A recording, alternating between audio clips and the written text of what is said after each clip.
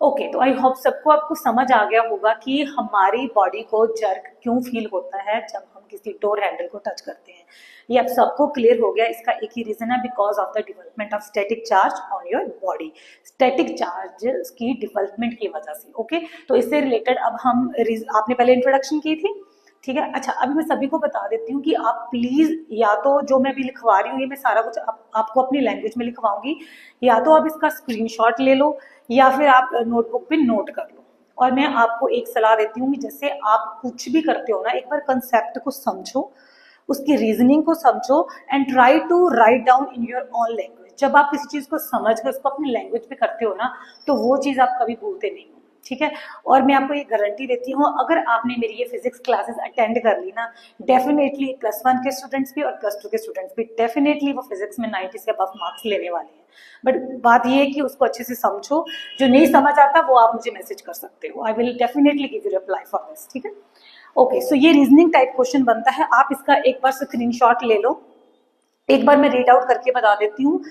कई बार क्या होता है कि मे बी, मुझे नहीं लगता वैसे किसी सबको क्लियर ही नजर आ रहा होगा, बट फिर भी अगर किसी को किसी स्पेलिंग में या किसी की कोई चीज नहीं समझ आ रही है कि मैंने कैसे लिखी है, तो उसके लिए मैं रीड आउट कर रही हूँ इसको। तो क्वेश्चन हमारा क्या बनता है इससे रिलेटेड जो अभी हमने किया, why you feel a jerk while touching a door handle, ठीक है। तो इसका आंसर क्या आएगा, because of accumulated charge on your body. आपकी बॉडी के ऊपर जो चार्ज एक्यूमुलेट होता है उसकी वजह से body acquires static charge because of activities. Static charge body क्यों एक्वायर करती है, जो हम एक्टिविटीज करते हैं जैसे कि वॉकिंग ऑन द कारपेट और वेयरिंग सिंथेटिक क्लोथ्स, ठीक है। इसकी वजह से, रबिंग की वजह से, मेन बात है रबिंग की वजह से आपकी बॉडी के ऊपर चार्ज एक्यूमुलेट हो गया। उसके बाद मेटेलिक डोर हैंडल। मेटल्स क्या होते हैं, गुड कंडक्टर्स होते हैं इलेक्ट्रिसिटी के। जैसे ही आपकी बॉडी ने मेटल को टच किया, वो जो चार्ज डिवेल्प हुआ था वो सारा का सारा फ्लो कर जाता है। When you touch the metallic handle, the excess charge on your body suddenly discharges to the handle, ठीक है।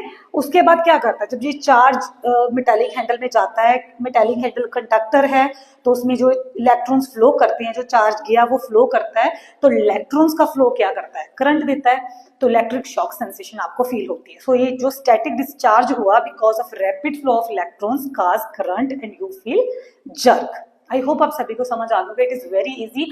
अगर सिंपल लैंग्वेज में बोला जाए तो इसका एक ही आंसर है, because of the accumulation of static charge. पर इतना बड़ा आप लिख लो क्योंकि हमने मार्क्स लेने हैं, तो थोड़ा सा डिटेल में करेंगे तो अच्छे मार्क्स मिल जाएंगे।